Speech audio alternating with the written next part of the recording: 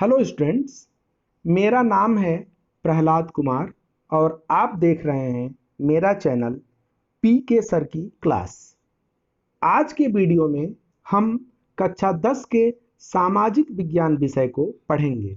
कक्षा 10 में सामाजिक विज्ञान की 4 पुस्तकें हैं। इनमें से एक है लोकतांत्रिक राजनीति। पहले लेक्चर में हम पहले पाठ सत्ता की साझेदारी अर्थात पावर शेयरिंग को समझेंगे। तो बच्चों, तैयार हो जाइए लोकतंत्र की एक सुंदर यात्रा पर चलने के लिए। और हाँ, इस यात्रा के कई सुंदर पड़ाव भी हैं। कहते हैं कि लोकतंत्र में समूची सत्ता या शक्ति सरकार के किसी एक अंग में निहित नहीं है। सरकार के तीनों अंगों लेजिस्लेचर, एग्जीक्यूटिव और जुडिशियरी अर्थात व्यवस्थापिका, कार्यपालिका और न्यायपालिका के बीच सत्ता की साझेदारी लोकतंत्र की आत्मा है। इस पाठ में हम बेल्जियम और श्रीलंका का बहुसंख्यकवाद, 1956 का अधिनियम, बेल्जियम की समझदारी, क्या सत्ता की साझेदारी जरूरी है तथा सत्ता की साझेदारी के विविध रूप की व्याख्या करेंगे। बच्चों, कहते हैं कि आदिकाल से ही प्रभुत्व स्थापित करना मानव का स्वभाव रहा है, लेकिन सभ्यता के विकास के साथ जब इसका नियमन होता गया तो यह एक सुंदर पड़ाव पर पहुंचकर लोकतंत्र में रच बस गया। सत्ता की साझेदारी के मिथक को समझने के लिए हम दो देशों की कहानी सुनेंगे। ये दो देश हैं बेल्जियम और श्रीलंका। बेल्जियम यूरोप महाद्वीप का एक छोटा देश है। यह अपने हरियाणा से भी छोटा है। बेल्जियम की सीमा फ्रांस, नीदरलैंड, जर्मनी और लक्समबर्ग से लगी हुई है। इसकी आबादी है लगभग 1 करोड़। बेल्जियम की समस्या भाषा को लेकर है। बेल्जियम की भाषाई बुनावट थोड़ा जटिल है। बेल्जियम में डच भाषी 59%, फ्रेंच भाषी 40% और शेष 1% जनता जर्मन बोलती है, जैसा कि डोनट चार्ट में प्रदर्शित किया गया है। बेल्जियम की राजधानी ब्रुसेल्स में स्थिति ठीक उलट है। यहाँ फ्रेंच भाषी 80% तथा डच भाषी सिर्फ 20% हैं। बेल्जियम में फ्रेंच भाषी अल्पसंख्यक है, लेकिन ये लोग बेल्जियम में ताकतवर तथा समृद्ध माने जाते हैं, जबकि डच बहुसंख्यक होते हुए भी कमजोर हैं। 1950 और 60 के दशक में फ्रेंच और डच के बीच तनाव बढ़ने लगा। राजधानी ब्रुसेल्स में यह तनाव कुछ ज्यादा ही बढ़ गया। आइए इस हालात की तुलना एक छोटे देश श्रीलंका से करते हैं। श्रीलंका का बहुसंख्यकवाद। श्रीलंका दक्षिण एशिया का एक छोटा द्वीपीय देश है। यहाँ की आबादी है यही कोई 2 करोड़ और राजधानी है कोलंबो। श्रीलंका 1948 में आजाद हुआ। श्रीलंका का समाज मुख्यतः 2 समूहों में बटा है। पहला समूह बहुसंख्यक सिंहलियों का है, जो यहाँ के मूल निवासी हैं। इनकी आबादी है 74%। इनमें से अधिकांश बौद्ध धर्म के अनुयायी हैं। दूसरा समूह तमिलों का है, जो अल्पसंख्यक हैं। इनकी आबादी सिर्फ 18% है। इनमें हिंदू और मुस्लिम दोनों धर्मावलंबी हैं। तमिलों के दो उप समूह हैं। पहला श्रीलंका मूल के तमिल जो 13% हैं और दूसरा भारतीय मूल के तमिल जो 87% हैं। शेष 7% जनसंख्या ईसाई है जो सिंहली और तमिल दोनों भाषा बोलते हैं। श्रीलंका में बहुसंख्यक सिंहलियों का दबदबा है। 1956 में एक अधिनियम पास करके इन्होंने अपनी स्थिति बहुत मजबूत कर ली। 1956 का कानून। 1956 में सिंहलियों ने एक अधिनियम पास कराया जिसकी खास बातें थीं। पहला, सिंहली को राजभाषा का दर्जा दिया गया। दूसरा, सरकारी नौकरियों में सिंहलियों को प्राथमिकता। और तीसरा, बौद्ध धर्म को संरक्षण। 1956 के इस एक्ट से तमिलों में नाराजगी बढ़ना स्वाभाविक था।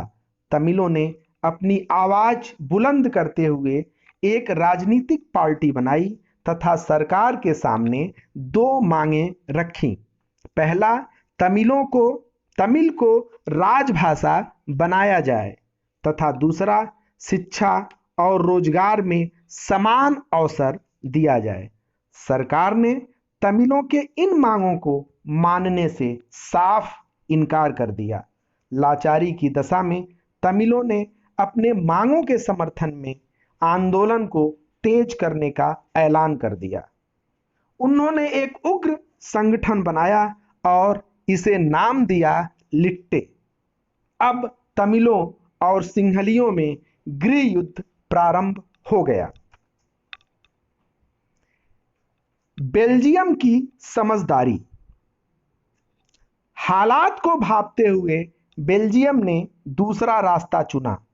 वहां के नेताओं ने क्षेत्रीय अंतर और सांस्कृतिक विविधता को स्वीकार कर लिया।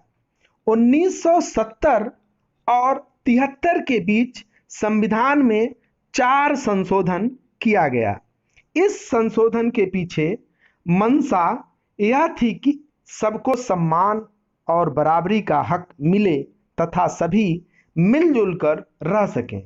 इन 4 संशोधनों के बाद बेल्जियम में सरकार के स्वरूप की जो तस्वीर उभरी उससे बेल्जियम का मॉडल कह सकते हैं। इस मॉडल की खास बात थी, पहला, केंद्र सरकार में डच और फ्रेंच की समान भागीदारी रखी गई। हाँ, कुछ विशेष कानूनों के लिए दोनों समूहों की सहमति आवश्यक कर दी गई। दूसरा, केंद्र सरकार की कुछ शक्तियां 2 राज्यों को दे दी गईं और साफ कर दिया गया कि राज्य सरकारें केंद्र सरकारों के मातहत नहीं हैं। तीसरा, राजधानी ब्रुसेल्स में अलग सरकार का गठन किया गया और इस सरकार में भी दोनों समुदायों को बराबर की भागीदारी दी गई। और चौथा, केंद्र और राज्य सरकारों के अतिरिक्त बेल्जियम में सरकार के तीसरे स्तर की वकालत की गई जिसे सामुदायिक सरकार या कम्युनिटी गवर्नमेंट का नाम दिया गया। शिक्षा, संस्कृति और भाषा से जुड़े मसले सामुदायिक सरकार के हाथों में दे दिया गया। यद्यपि सरकार का यह स्वरूप जटिल अवश्य था, लेकिन इसने बड़ी सफाई से बेल्जियम की एकता और अखंडता को डूबने से बचा लिया। अब प्रश्न उठता है कि क्या सत्ता की साझेदारी जरूरी है? जहां बेल्जियम ने विभिन्न समूहों और क्षेत्रों की भावनाओं का आदर करते हुए देश की एकता का मार्ग प्रशस्त किया, वहीं श्रीलंका में बहुसंख्यकों ने अपना दबदबा कायम किया और अल्पसंख्यकों को नजरअंदाज करते हुए देश को गृह युद्ध के गर्त में ढकेल दिया। अब यहाँ प्रश्न उठना स्वाभाविक है कि क्या सत्ता की साझेदारी जरूरी है? हमारा अनुभव तो इसके पक्ष में खड़ा होता है, जिसके कई कारण गिनाए जा सकते हैं। पहली बात, यह लोकतंत्र की आत्मा है।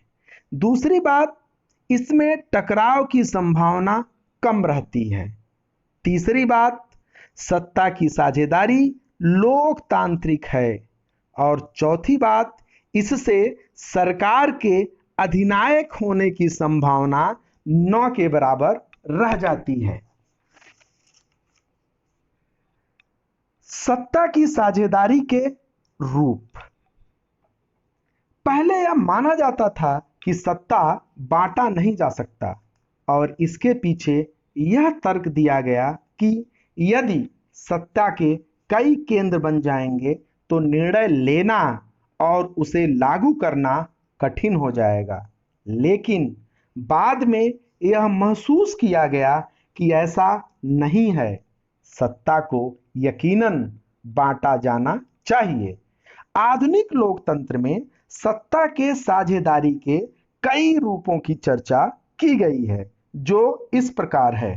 पहला, सरकार के अंगों के बीच सत्ता का बंटवारा, अर्थात व्यवस्थापिका, कार्यपालिका और न्यायपालिका के बीच सत्ता का बंटवारा।